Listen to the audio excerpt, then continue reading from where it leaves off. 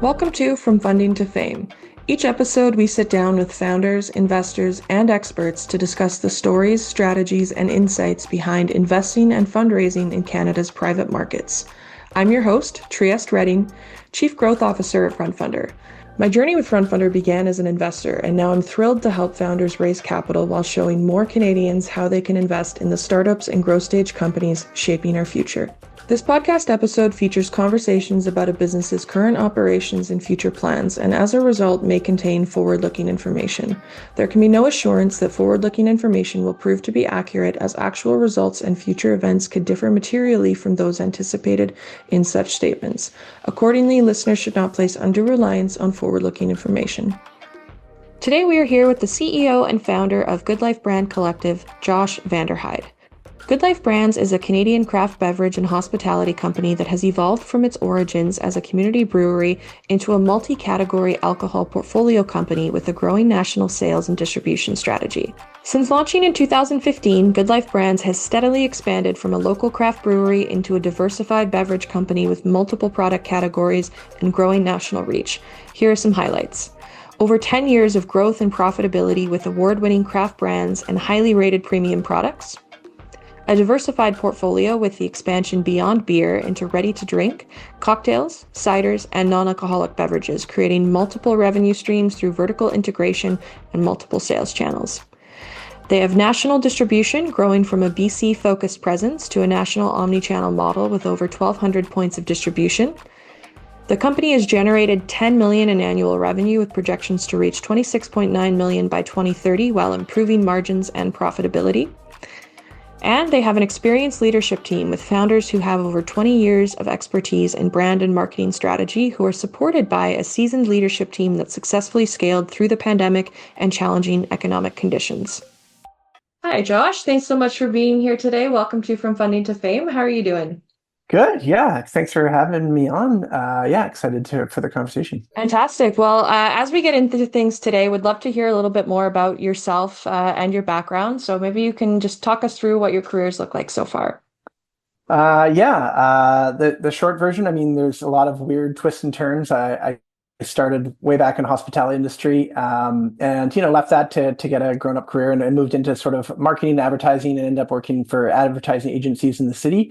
And it was great. It was a fun time to sort of learn and grow in, I think, just a broader perspective of ideas and what goes into kind of creating these businesses and really on the marketing side of things. So I left the agency, started a small design studio where we would help small businesses start up their companies with building branding packages, packaging their products, and building all the marketing materials they needed to launch into market. So that's kind of how we learned about what it took to like start a company from scratch and being able to like move that into the market and understand how to grow it from there.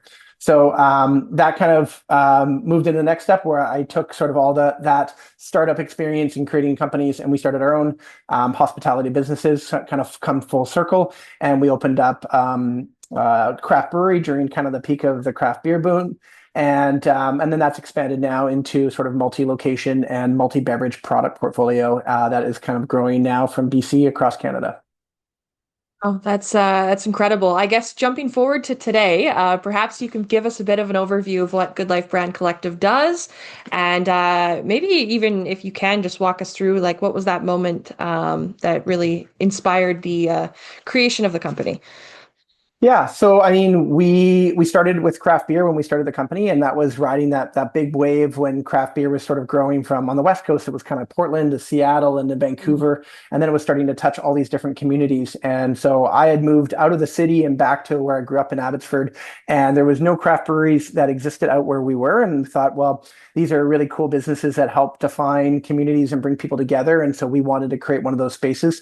And that's what we've seen is craft beer sort of go and create sort of these connection points where you can enjoy the products and the beverages and the food offerings, but also it's been really about how you can connect to a brand physically in a space, which we really believe in is what hospitality's role is in our industry, is bringing people together, connecting around products, and obviously connecting people around their different occasions with family and friends and dogs and kids and all the things together. So we kept that kind of foundation as our base for the last 10 years, but realized that there is shifts in the market and shifts in how people are consuming beverages and what they're doing. So we sort of broadened our perspective on what craft beverages are, from beer to all sorts of different beverages, whether that's ready to drink cocktails, non-alcoholic beverages, craft cider, all those different things, all driven by sort of innovation and quality and connection to community.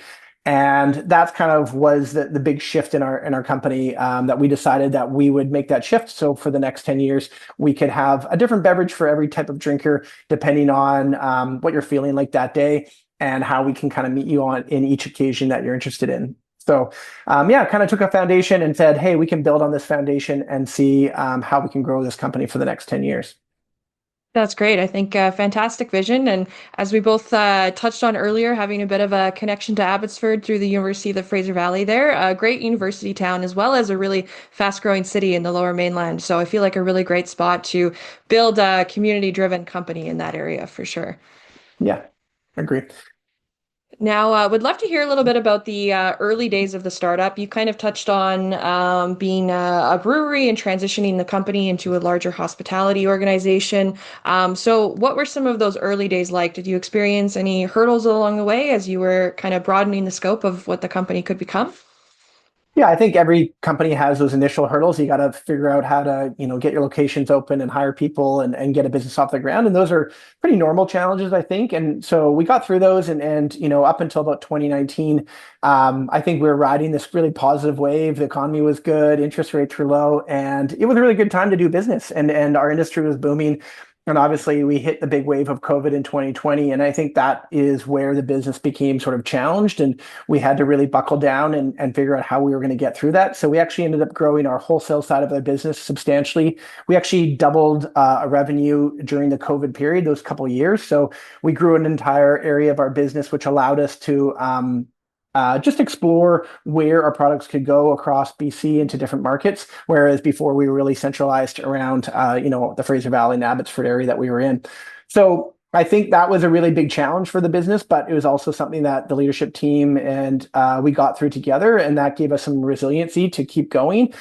So we've grown for the last 10 years. The first 5 were the easy 5, let's say, and the last 5 kind of went from COVID, and now we're into a bit of a challenging time for the industry. There's a lot of breweries out there in BC specifically. There's about 230 breweries, I think. I'm not sure the exact count. So that's a lot of businesses and a lot of people competing for the same shelf spaces. But what's been great, is that we've continued to grow every year for 10 years. And now with the broader portfolio of beverages, it allows us to continue sort of that expansion, both in BC. And now we're focusing our efforts also moving across Canada. So we actually just acquired a location in Calgary, in the Inglewood area. And that's kind of our next step to move outside of BC. And this is a whole new market that we're really excited about. We've been selling into Alberta for the last few years. But we really feel like that anchor of hospitality is something that will help us grow the connection to our products and grow the business in Alberta. And we're looking to do that again as we move across towards Ontario on the East Coast. That's fantastic. Well, congratulations on just securing that location. That's really exciting there. And I think, as you said, resilience is key for any business. And any time that those external market pressures are at play, definitely the companies that are able to adapt, be resilient, usually come out on the other end doing quite well because they've been able to really figure out what works. So, appreciate you sharing more of that journey there. Now, I know you mentioned as well having kind of a wholesale component of the business. You've got hospitality, location. How did you go about finding your first customers? Was there a particular focus on kind of retail first, expanding wholesale as you go? Kind of what did that look like as the company scaled as well? Yeah, I think because we started it with a community model that, we built a foundation of people knowing us, and we also tried to create a hospitality destination where people would drive, from from other communities to come visit us. And I think that connection to the brand and their experience there, and that's not just, the beverage, but it's also who they were with, whether it's local music or good food, all of that kind of really locked into, I think, a connection with our brand that kind of helped us expand. So by the time we ended up getting to our wholesale expansion, a lot of people knew who we were, which was great, kind of helped us with that sort of adoption, getting the pull off the shelf because people knew the name of the brand, and they knew the reputation that we had for releasing new interesting products all the time. So yeah, I wouldn't say it was easy, but I think that we did lay a foundation for growth early on, and I think that's what we want to continue to believe or build into is how do we use these community connection points to grow our ability to grow the brand in the wholesale channel. And it's kind of a dual strategy that kind of works together. No, absolutely. I really appreciate you sharing some more insights on that. Now, something that I really like is the mission of crafting goodness for tomorrow's consumers. How does GoodLife Brands manage to solve the frustration of mass-produced impersonal beverages by creating authentic, community-driven craft brands and experiences that connect modern consumers? I feel like a bit of a big ask. So how do you guys have that kind of special uniqueness that sets you apart there? Yeah, it does sound like a bit of a mouthful. I think crafting goodness was actually created to create actually something really simple. So when we asked our team what should be kind of true for us, sort of past, present, and future through the journey of our company, and there's two things that came to mind. One of them was craft. We wanted to be a company that creates things with skill and expertise, and we see that in not just building beverages, but also how we treat hospitality in our marketing, leadership. There's a craft to everything we do, and that's something that we want to remain as something that people know us for in our brand. And then goodness is, if we're going to make and create things, what are we making and creating? And that is where we want to create good things for the communities that we serve, good things for the world. We want to create a good business that people want to work at. We want to create a company that does good things for the communities that we're in. So I think that just reminds us that we are makers of things, and we want to make good things for the world. And I think how that differentiates us is that we see some companies go from small to big, and they sort of lose that sense of craft. They feel more corporate. They feel like it's Yeah. that you can't really find that connection point to like, what is that product, who made it, where does it come from? And it's just something that we really believe in, that if we're gonna grow, we want to make sure that connection remains strong, because it's what we built our company on for the last 10 years, and it's what we want to be known for in the next 10 years. And it seems to be the formula that works for us.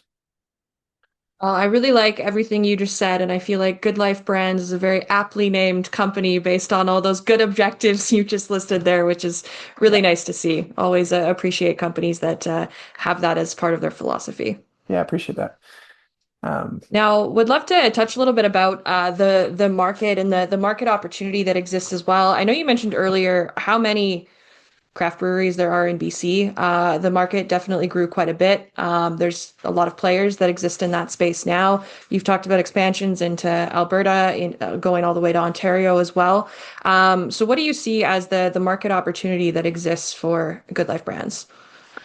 Yeah, I think it's good to acknowledge that the market has shifted, and I think it will continue to shift. And our job is to be as resilient as possible around understanding, where are we heading, what's working, being able to try some things, realizing not everything is going to work. And some things that you didn't think were going to work are actually going to take off faster than you think as well. So Mhm. I think our approach to innovation, I mean, in our beer portfolio, we release at least one, if not two or three, new beers every single week. So we get to sort of test the market with being able to innovate and see what consumers are responding to, and that kind of keeps us nimble in growth, and that keeps us growing. I think if you had one idea and that idea is not working anymore, and you just keep pushing that same idea, you might hit really a wall. I think in an economy like this, where there's just, I think, a bit less disposable income out there, and Yeah. so I think people are looking for things that are new and different, exciting, and they're willing to pay for those things. And we continue to push ourselves to create that in each of the different areas of our portfolio. So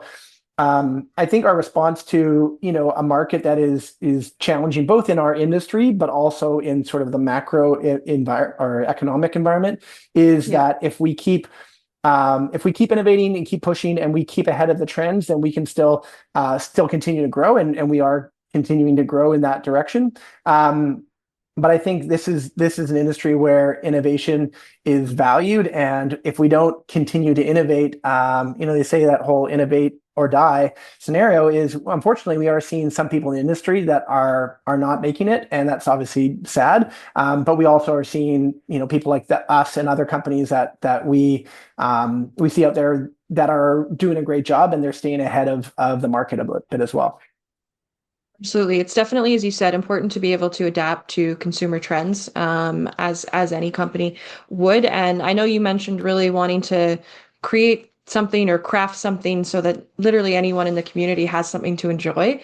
And you've mentioned a few times kind of the overall product portfolio. So perhaps you can walk us through kind of the different product lines that the company has, as well as how you guys generate money off of those different product lines. So yeah, as far as our portfolio of beverages, so I mean, our first goal was to have a wide portfolio, and we wanted to make sure that we had kind of one of everything that we knew people like to drink if you are a craft drinker. So again, it started with craft beer, and we have lots of innovative beverages there, but creating a really crushable craft cider beverages that was a little bit different than the industry, a little lower alcohol percentage.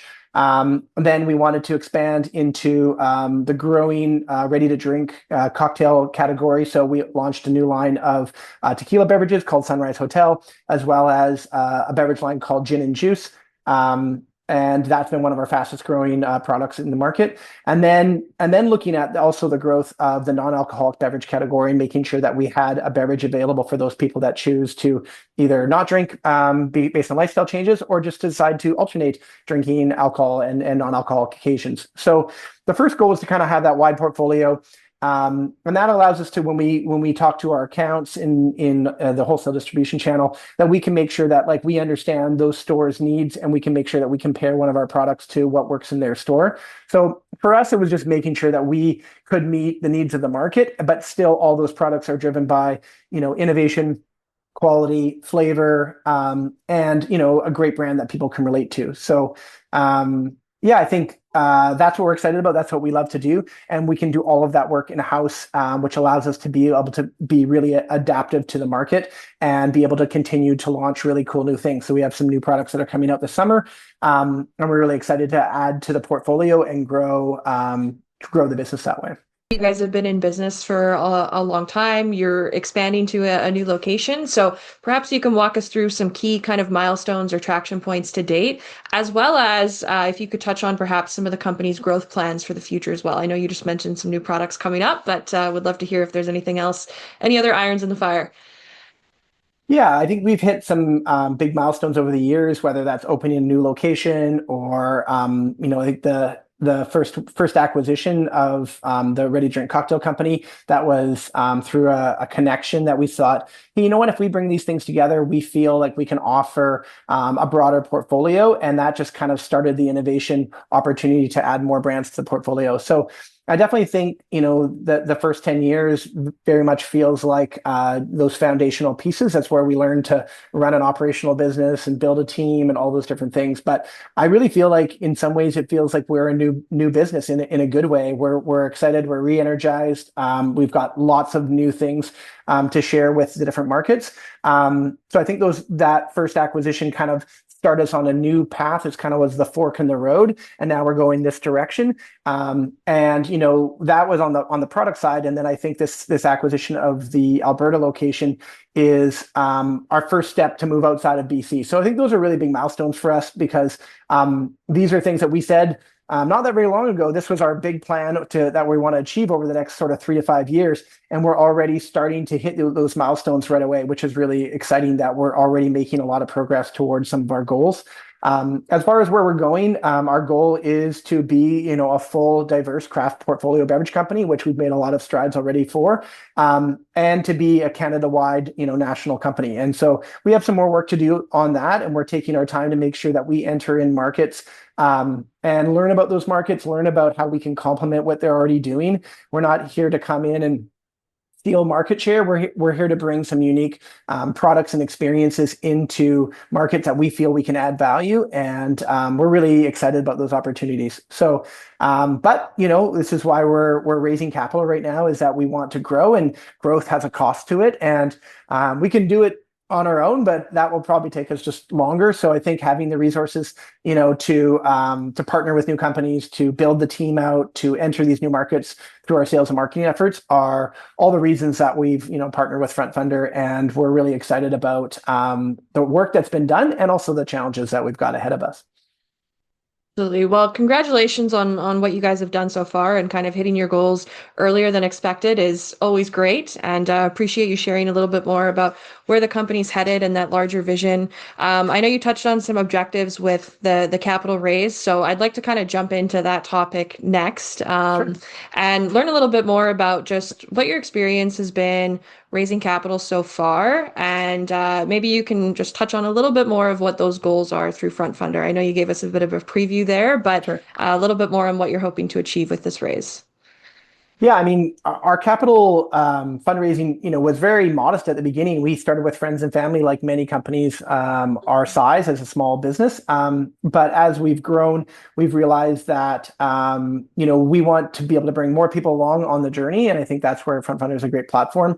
We had so many questions over the years, like, can I invest in your business, or are you taking on new investment? And we just didn't have that because we weren't on this sort of more accelerated growth plan. But now that we are, we can open up those opportunities to people, and whether that's more strategic investors or people that are just really excited about what we're doing from the community. I think it's great that we don't have to have one type of investor, and I think evolving our investment strategy from just having enough money to to do sort of the minimum to keep our business growing, to being able to accelerate that growth. And I think that's what we're really excited about is, with investment, we can move faster, and we can achieve some of these goals that we're looking to do over the next couple of years. Absolutely. As you're pursuing growth, having that, being well capitalized is definitely important. So, can totally understand that there. And a thing that I find so interesting with kind of distilleries, breweries, wineries, companies within that category is just there is such a hospitality component and a building community component to those organizations. And so I feel like this is a very natural fit in terms of funding for a lot of these companies, because they have already done such a good job over the years of building communities within the areas that they operate. And it can be a very nice extension to then have those community members come along for the ride as they look to grow even further, which is really exciting. Yeah, totally. I think, I mean, this business doesn't exist without all the people that are part of it. I mean, we have about 130 staff now across our organization. And so every one of those people contributes to our business, as well as our very first friends and family investors, as well as some of the new investors that have come along the way. So it's that whole, it takes a village kind of strategy that, like, we have to build this business together. And it's also really fun to kind of share those wins along the way. When, we really believe in that, like, when we win, that has to be something that we all recognize together, because it wouldn't be possible without every small and big contribution that's been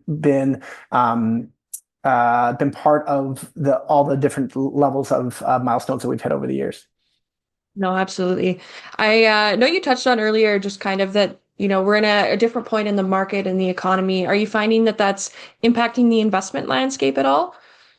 Yeah, I think so. I mean, I think there's a lot of questions about, where's the economy heading, and no one has a crystal ball, and you can read any article you want. And unfortunately, I think sometimes the news paints a bit more of a doom and gloom scenario that, I think we just want to acknowledge that that's out there, that messaging is out there. But we also want to tell our part of the story, which is, yeah, despite a challenging economy and that we have a mature industry in craft beer anyways, we're still growing. Last year, I think our craft beer portfolio grew about 22% when, the market was starting to contract a little bit. So I think we want to make sure that people know that there is really good news stories out there. We want to share what we're doing. There's other great stories out there as well that we want to help tell those stories as well. We have a lot of friends in the industry that are doing a great job. So I think that's something that we want to make sure people understand, that there's good things going on. We obviously want to make sure that we're the right fit for investors that believe in what we're doing as a business, and that we have a growth plan in place, and that we are hitting those milestones as well. But I think there's always more to the story than what you read in the news out there. So I think it's good for people to know that. No, I would agree. I think for us, from our perspective of FrontFundr over the last year as well, what's been really exciting is to see the Buy Canadian movement also translate to investment and really see people rally behind and get excited around Canadian-made investment opportunities, which has been quite exciting to see. So, yeah, I think to your point, the markets and economies are always changing, but there are a lot of positive stories out there that still exist, and people just need to find what's the right fit for them. Yeah, for sure. Yeah. Absolutely. Well, switching gears a little bit here, would love to talk a little bit more yourself, and in particular, kind of your role within the company. Obviously, leadership plays a pivotal role in any company's growth and success. So perhaps you can walk us through a little bit on just your philosophy on leadership and how you go about bringing a sense of inspiration to the team. It sounds like the team now is quite large. So would love to hear a little bit more about, yeah, just your thoughts on that. Yeah, I think I had the luxury early on of not knowing uh, too many things about this industry and business, which seems weird to say. So, because I wasn't a brewer and we started a brewery, I had to learn from our Parker, our first staff, who's with us, still to this day, 10 years later. And every time we added somebody or a leader in the business, I had to learn from them because I didn't know everything about this business. And I knew some areas about marketing and advertising, that my background. But I think because I was forced to sort of learn new things all along the way, I could lead in a different way, which is in order to support people, help them find answers, and help them to succeed in their role versus a sort of a top-down leadership where you're like, a management approach where you're telling people what to do this, do this, do this. Yeah. So obviously I have a voice in these conversations, but I tend to trust other people's voices where in areas I'm not an expert. And I think that's something we do well as leadership team is collaborate around ideas. Everybody looks at the same problem through different lenses, and we want to make sure that that's facilitated, and that's how we make good decisions. And I think our product development has always benefited because we look at it from a marketing lens, a product lens, a sales lens, and we make the best decision possible. And I think that's worked for us. So I think leading through collaboration and being Mhm. open to new ideas has kind of served us well. From myself, I mean, because no one will force me to learn, I have to force myself to read books and listen to podcasts and challenge myself to talk to people in the industry so I can figure out how I can be a better leader as well. So we have a very much a growth mindset, both in our company and also in our leadership. And, our goal is to find resources to support our people in their growth. And we know if our team is growing, then our company will be in a good place for growth as well. So we're okay with the fact we don't know everything, but we also challenges us to continue to look for answers and to be curious about what we don't know yet. And that's how I think we'll continue in the future. It's incredible. I think definitely those principles are the cornerstone of any good leader. The idea of really knowing what you don't know, being able to identify that and being okay that you don't know things, hiring people who are smarter than you, who can guide you and teach you along the way as well. And just being able to learn, adapt, and grow as you build a business. So yeah, I really appreciate you sharing more insights on that. One of my favorite questions that I like to ask founders is obviously, starting and growing a business can be such a complicated and fun journey. So just have there been any defining moments along the way, or perhaps favorite moments that stand out to you when you look back on kind of the company's journey thus far?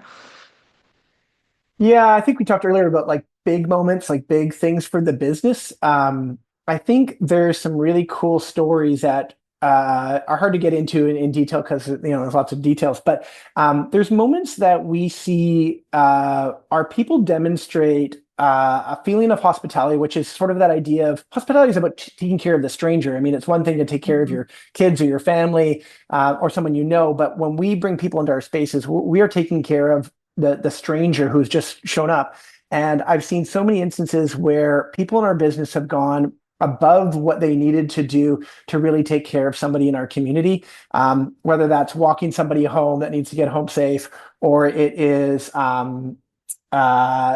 helping staff with something that's a personal issue. It's not a work related issue. Mhm. We've seen just so many.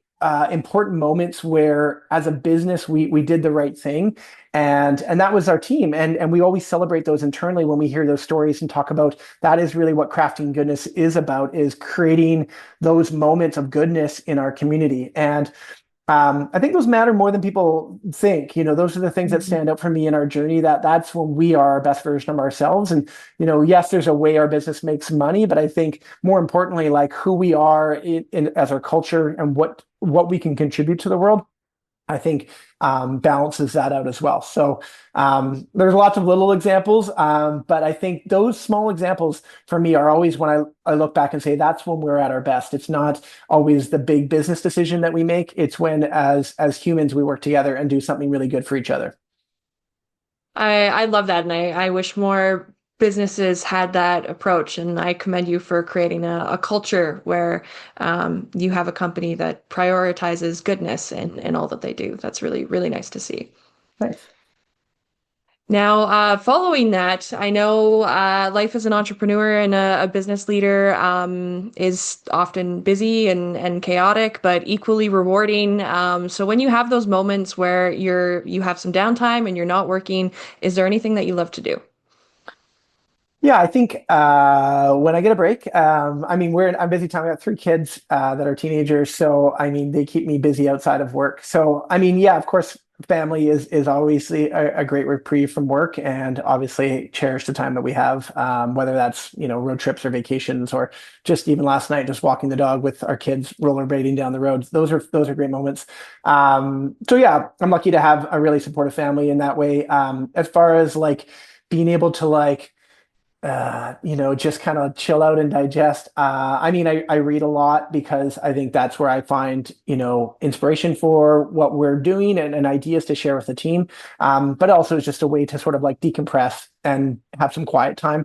We're in a busy industry. Hospitality is go, go, go, people, people, people. And so the ability to kind of like slow down is really valuable. Also, as part of our story in our company, we have a farm. So we have a 5-acre farm that we grow produce and ingredients for our kitchens and our operations. But being on a farm, there's lots to do. There's always tons to do, whether it's feeding chickens or mowing lawns or there's just endless amounts of things to do. So I always log into a podcast and again, looking for inspiration and ideas around what people are doing that are interesting or different perspectives that I can learn on. So I can fill an afternoon, 4 hours listening to podcasts and just doing yard work. And that doesn't sound relaxing, but it is relaxing in a completely different way than my day-to-day life is. Absolutely. I feel like managing a farm itself is a full-time job, let alone being an entrepreneur and everything else that you have going on. So, yeah, I'm glad you can take those moments out in the farm to decompress because I feel like that's a whole nother world of work inside itself. Well, yeah, and in fairness, we have, a person who runs the farm and he'll be like, you don't actually do any farming, you help out around the farm. But I think, just again, getting away from a computer and just being outside is got its own rewarding work. No, absolutely. Well, we touched on earlier your background and the fact that you've been running in the past a design studio, you've been teaching about design, and you've really been able to help shape a lot of identities of some of BC's top breweries. So, how did that experience kind of shape the way you built the brand and storytelling for Field House and now Good Life Brands as well? Yeah, I think coming from that background where every week or month you have a new brand coming in the door, saying with a big idea, saying I want to do this thing for the market, and us having to help that person. We had a design studio or worked in advertising. Our job was to help bring that idea to life in the most authentic way, but also considering what's going on in the market, what trends are we trying to pick up on. What does the founder want to say about themselves or about their business? So I think we learned to do that on such a rapid scale because we're always doing that with clients. We sort of can adapt that to our business now, where we're able to again create our own brands, whether that's new beverages or liquids or new experiences or new events. So we kind of use that sort of formula in our own business now, which allows us to kind of be able to adapt and innovate, I'd say quite quickly, to changes in the market and keep things fresh and interesting all the time. So I think learning to do that first with other people and other brands, and then moving that over to what we do now has been part of kind of our superpower of saying we can do all of that work internally. And it's really amazing to see how we can take just an idea from a meeting and spin that into a completely new brand, new beverage that's launching into the market with a full marketing campaign behind it. That's really fun to kind of see that journey. And I think that means one of the things that sets us apart is that we can do all of that work internally, whereas a lot of people have to go hire an agency or spend a bunch of money to like do a product launch like that. That's something that we can do. It's just kind of the back of the hand for us. Yeah, I agree. I think having those internal resources and capabilities would be a huge advantage, especially when creating unique and distinct product lines and not having to outsource to an agency who then needs to learn the company. And I'm sure it speeds up the process, but also is more cost effective as well, which is great to see. Yeah. Now, you've had a tremendous amount of experience working with founders and crafting their brand, launching product lines under your own company, growing the company over the years. Is there a particular quote or piece of advice, perhaps, that's guided you along your entrepreneurial journey so far? So many quotes and things to share. I think one thing, I mean, it's actually it's actually the last page of our investment deck. It's a quote that everybody bugs me because I bring it up all the time. And it's from Bob Iger, who is just recently the former CEO of Disney. He's been the CEO for a couple times of Disney. And that quote is, don't be in the business of playing it safe, be in the business of creating possibilities for greatness. And I think I use that a lot because I tell our team that like we have to put ourselves in a position for success. And that's everything that we do, everything from marketing to branding to products to the culture to the leadership, so that we have a chance to be successful in a challenging economy or on the other side of this, whatever happens next. And if we don't do all those things, then we might not have that opportunity. So if you're talking to somebody who's starting a business, you're not sure where it's going to go, but you have to give your chance the opportunity to be successful. And it's going to be through all that hard work and all those long nights and the blood, sweat, and tears, and how you've treated your staff and how you've treated your community. Those are all going to put you in a position, hopefully, for success when the timing is right. And sometimes you have to be really patient about the timing because there's a lot of things in the industry that you're not in control of, these external factors, and you have to be able to account for those, but be able to sort of act in response to those in order to be successful. So I think if anything, I can give our team a lot of credit for adapting to the big curveballs that have come a long way, and also being able to take a chance on an opportunity that might not be obvious at first, but say, sure, let's try this. And then later on, we can look back and say, you know what, I'm really glad we did that because we didn't know how that was going to work out. But I'm really glad we took some of those swings. So I think we're going to continue to do that in the future. We're going to continue to make bets on things that may or may not work out.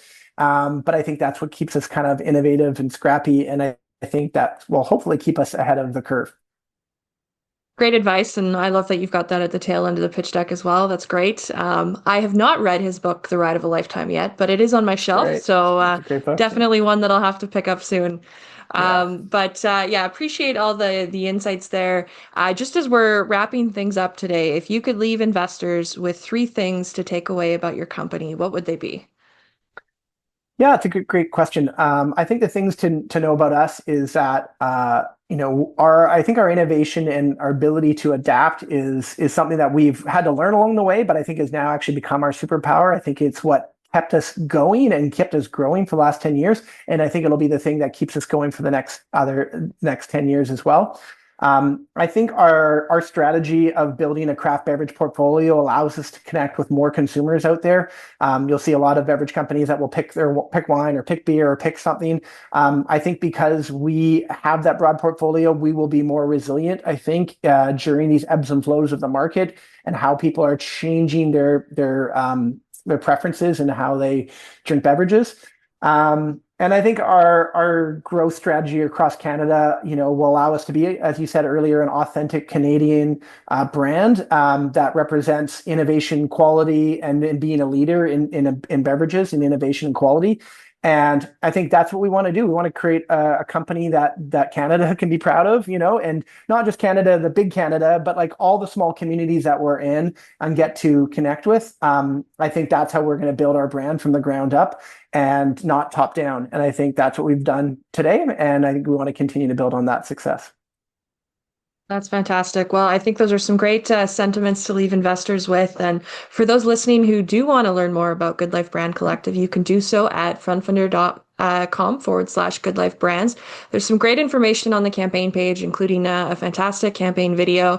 There's also some excellent perks that I encourage everyone to check out as well. And lots of great reading for those who want to learn more about the opportunity. And Josh, just wanted to say thank you so much for being here today. It was fantastic learning more about your story, about the company's journey thus far, and what plans you guys have in store for the future as well.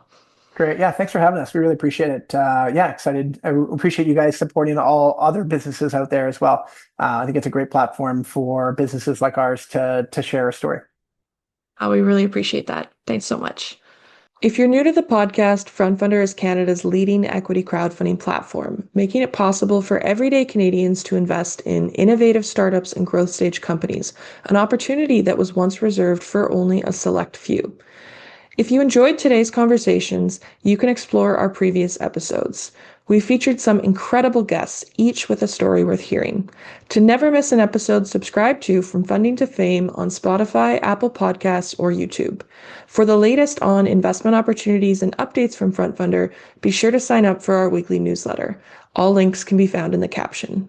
This podcast episode is provided for informational purposes only and does not constitute investment or financial advice. Investing in private companies involves risk, and listeners should conduct their own due diligence before making any investment decisions. For full details on any offering listed on FrontFundr, please review the offering documentation available on the campaign page at frontfundr.com.